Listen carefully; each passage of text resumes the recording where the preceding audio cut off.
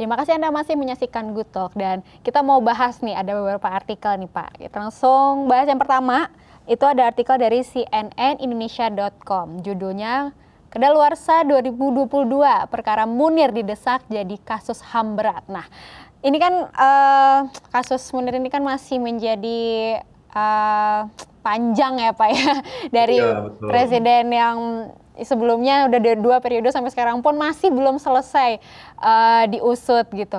Apa sih Pak yang kira-kira menjadi penyebab kasus ini tuh belum tuntas diselesaikan? Iya, jadi kan begini, para pegiat HAM menganggap bahwa aktor intelektual yang menyebabkan Munir mati itu belum ketangkap sampai sekarang. Yang baru diadilin itu adalah pelaku-pelaku lapangan atau orang-orang yang direkayasa untuk diadilin dan dituntut di pengadilan. Sebetulnya bukan mereka. Nah, itu menurut para pengamat atau aktivis hak asasi manusia. Jadi mereka menilai pelaku utama, pelaku intelektual, dader intelektualisnya belum ditangkap dan belum diadili. Nah, mereka khawatir karena belum ditangkap dan diadilin, maka pelaku intelektual atau dader intelektual ini tadi nggak bisa diadilin lagi karena sudah daluarsa. Dan daluarsanya itu kan peristiwa tindak pidana pembunuhan pada Munir itu kan kalau tidak silap 7 September 2004 ya. Nah, daluarsanya kan berarti 2022, 18 tahun. Nah, kalau sudah lewat 2022, jadi 7 September 2022, artinya 8 September 2022, udah nggak bisa diadilin lagi pelaku intelektualnya itu. Karena itu ada permintaan atau keinginan dari para aktivis hak asasi manusia supaya peristiwa pembunuhan atau peristiwa matinya Munir ini ditetapkan sebagai pelanggaran HAM berat oleh Komnas HAM. Nah, kalau dia sudah ditetapkan sebagai pelanggaran HAM berat, maka tidak ada batas daluarsa lagi terhadap pelaku yang membunuh Munir itu. Itu logika hukum yang dibangun oleh para aktivis hak asasi manusia. Oke, berarti saat ini berarti karena sekarang ini masih ada daluarsa, berarti masih terus ya, masih berjalan. Berarti kalau misalnya sudah lewat, berarti 8 September 2022, itu berarti naik statusnya yang tadi pelanggaran HAM berat ya Pak ya? Kalau kalau ya enggak gini, kalau 8 September kalau dia tidak ditetapkan sebagai pelanggaran HAM berat, 8 September itu udah daluarsa peristiwa pidana pembunuhan Munir. Pelakunya nggak bisa lagi ditangkap gitu. Jadi untuk supaya tidak daluarsa, benar yang Anda bilang tadi, kalau bisa kasus Munir ini ditetapkan sebagai pelanggaran HAM berat sebelum tanggal 8 September 2022 gitu. Oke. Kita masuk ke artikel yang kedua nih Pak, dari Ya. hukumonline.com. Judulnya pemerintah dinilai abai tuntaskan kasus Munir. Ya kita tahu ya Pak, sudah lebih dari 10 tahun gitu. Presiden juga sudah silih berganti dengan 2 periode juga, tapi sampai saat ini masih belum juga tuntas gitu. Apakah di sini dinilai bahwa pemerintah ini abai dalam menangani kasus Munir? Ya, bisa lah, karena tadi itu masa menemukan pelaku utama dari yang menyebabkan kematian Munir itu nggak bisa ditemukan. Tuh. Padahal Presiden sudah menginstruksikan, Presiden sebelumnya sudah menginstruksikan, Presiden sekarang juga sudah menginstruksikan. Masa polisi belum bisa berhasil menangkap? Siapakah sebenarnya pelakunya? Rasanya intelijen kita nggak mungkin tidak bisa mengendus siapa pelaku yang menyebabkan matinya Munir itu. Jadi bisa jadi memang aktornya ini orang-orang yang berpengaruh, ya. Apakah itu bagian dari oknum militer, apakah itu bagian daripada oknum kepolisian, atau bagian daripada oknum lembaga legislatif, atau bagian dari lembaga yudikatif, kita nggak tahu. Pasti adalah orang-orang yang berpengaruh dan bisa menggunakan pengaruhnya sehingga dia tidak bisa disentuh oleh hukum. Dan kekhawatiran para aktivis adalah ya tahun depan ini daluarsa, berarti tidak bisa lagi pelakunya diadilin gitu. Kecuali Komnas HAM menetapkan kematian pembunuhan Munir ini sebagai pelanggaran HAM berat, maka tidak ada batas waktu daluarsanya. Oke. Untuk saat ini berarti tinggal hanya sisa 1 tahun lagi, Pak. Kira-kira Benar, tinggal dugaannya 1 tahun nih, lagi. Kita ini kan, nunggu ini ya kan, maksudnya, apakah daluarsa atau tidak nah itu daluarsa, dia. atau pelakunya dapat ketangkap sebelum sebelum daluarsa. Nah itu. Nah berarti sampai sekarang masih belum dong, Pak. Belum tahu nih gambarannya kira-kira akan seperti apa. Apakah kasus ini akan mengungkapkan siapa pelakunya atau ya udah lewat masa daluarsanya. Menurut Bapak gimana, Pak? Nah, prediksi saya kemungkinan ini akan didaluarsakan. Kemungkinannya sengaja didaluarsakan supaya tidak kasus ini ditutup. Itulah sebetulnya skenario yang diharapkan oleh si pelaku. Jadi daluarsa ditutup, udah nggak bisa lagi ditetapkan pelaku berikutnya. Jadi saya kecuali memang Presiden punya itikat yang keras dan tegas untuk memerintahkan Kapolri untuk menangkap pelakunya. Nah, kecuali begitu ya. Jadi intervensi Presiden cukup keras, temukan pelaku pembunuh Munir. Nah, kecuali begitu. Nah, itu perubahan yang luar biasa jika itu terjadi. Tapi kalau Presiden tidak intervensi untuk menekan kepolisian Republik Indonesia, maka dugaan saya kasus ini akan daluarsa. Oke, selama 18 tahun banyak yang menunggu, banyak yang membahas sekali kasus ini dan emang kayaknya masih penasaran gitu loh sampai saat ini nih gimana. Tapi kalau untuk secara garis besar aja sih Pak, sampai saat ini sampai mana sih Pak, sampai di tahap apa sih kasus Munir ini? Ya kalau saat ini kan pelakunya sudah ada yang ditangkap, sudah ada diadili, ada Polikarpus, ada mantan pejabat BIN yang sudah diadili juga, yang diduga terlibat dalam pembunuhan Munir. Jadi sudah ada, tetapi menurut para aktivis HAM ya bukan itu pelakunya. Nah itu ada pelaku lain sebetulnya yang harus ditangkap dan diadilin. Jadi sudah ada yang diadilin dan divonis oleh pengadilan. Tapi Kontas dan beberapa organisasi HAM di Indonesia menganggap bukan itu pelakunya. Termasuk YLBHI menganggap Yayasan Lembaga Bantuan Hukum bukan itu pelaku. Pasti ada pelaku, termasuk istri Munir, Ibu Suci Hati ya kalau nggak silap, juga menyatakan bukan itu pelaku yang diadilin. Jadi ini adalah orang yang direkayasa untuk diadilin. Tapi ada sebenarnya pelaku lain yang punya pengaruh yang belum diadilin.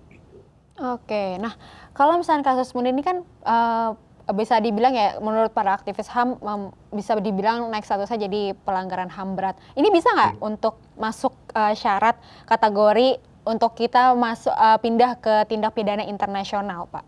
Nah itu menurut saya agak berat ya, karena di dalam statuta Roma itu yang dikatakan pelanggaran HAM berat itu kan kejahatan kemanusiaan. Kejahatan kemanusiaan itu salah satu indikatornya adalah adanya sekelompok korban yang dibunuh, disiksa, ya, dianiaya oleh pelaku secara sistemik. Nah, itu ya. Adanya apartheid, perbedaan warna kulit, perbedaan jenis kelamin. Nah, sementara kasus Munir ini kan yang mati satu ya, tidak dianggap sebagai sekelompok orang. Kecuali ada indikator lain ya yang dipakai oleh Komnas HAM untuk menyatakan bahwa pembunuhan Munir adalah pelanggaran HAM berat. Gitu. Jadi apakah satu orang yang dibunuh bisa dianggap sebagai pelanggaran HAM berat atau bukan? Nah, indikator itu yang penting ditetapkan oleh Komnas HAM dengan dasar hukum yang cukup kuat ya. Meskipun Undang-Undang Komnas HAM, Undang-Undang Pengadilan HAM memungkinkan bahwa peristiwa terbunuhnya Munir itu sebagai pelanggaran HAM berat. Oke, kita berandai-andai aja nih Pak. Misalnya memang ternyata kasus ini bisa dibawa ke hukum internasional. Apakah mungkin bisa lebih mudah untuk mencari lagi pelaku yang sebenarnya atau ternyata masih cukup sulit juga gitu Pak? Kalau menurut saya, kalau ini ditetapkan sebagai pelanggaran HAM berat, berarti kan komunitas internasional akan memberikan perhatian terhadap kasus ini.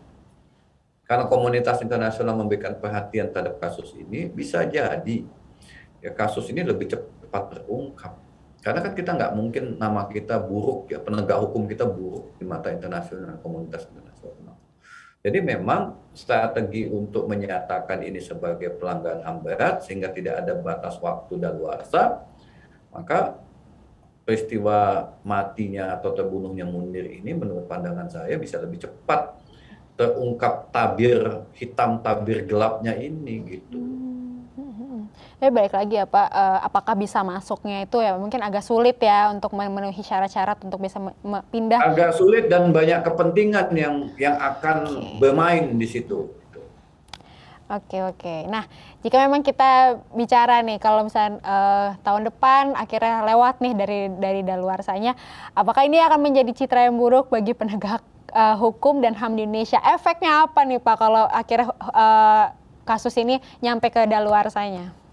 Ya, iya, tentu kan investigasi independen, penyidikan independen yang dilakukan oleh komunitas independen menyatakan bahwa ada aktor yang terlibat dalam tindak pidana ini dan aktor tersebut tidak ditangkap dan tidak diadilin karena kemauan politik yang di bawah tekanan.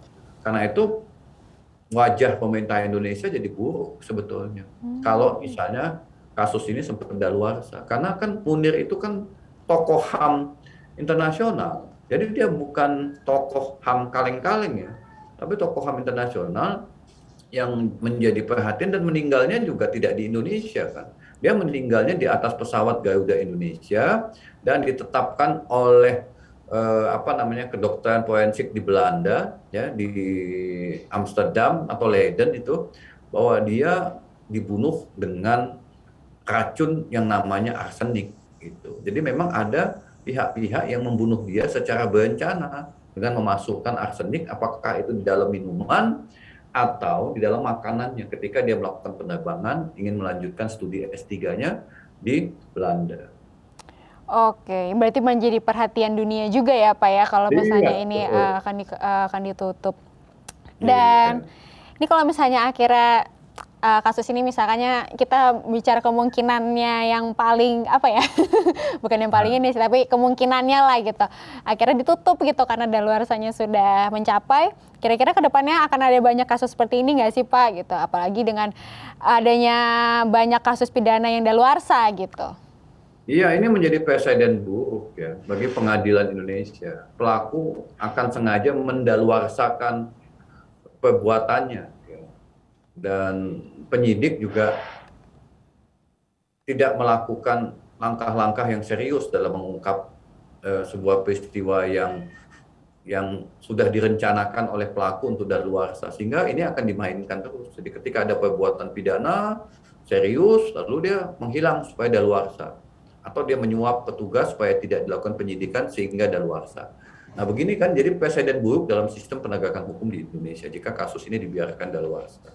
Oke, berarti efeknya banyak ya Pak ya dari kasus yang daluarsa. Mungkin nggak cuma kasus yang Munir aja, tapi banyak gitu. Kalau misalnya daluarsanya habis, berarti untung untuk si pelakunya karena dia akhirnya terbebas, tidak ada tuntutan, tidak ada jeratan. Tapi rugi untuk si korban lah ya bisa dibilang, karena kasusnya nggak selesai nih, terus harus gimana dong ya kan? Sedangkan ada mungkin kehilangan, terus mungkin kehilangan anggota keluarga dan ya banyaklah trauma-traumanya kayak gitu ya Pak. Jadi ya mungkin kita berharap setiap kasus sih semoga bisa diusut dengan tuntas gitu sampai benar-benar ketemu nih titik-titik terdalamnya seperti apa, dan semoga masih ada harapan ya Pak ya untuk kasus Munir ini bisa segera terselesaikan.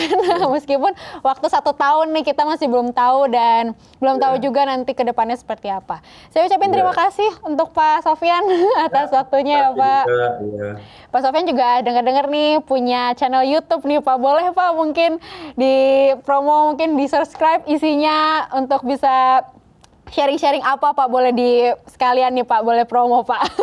Ya, para pemirsa Binus TV, saya punya channel YouTube Ahmad Sofyan Law and Justice ya. Jadi itu bicara soal hukum dan keadilan. Jadi di dalamnya tentang konten-konten hukum pidana, tentang kasus-kasus terbaru yang saya ungkap dan saya analisis, Dan saat ini subscribernya sudah lebih dari 1.300 ya.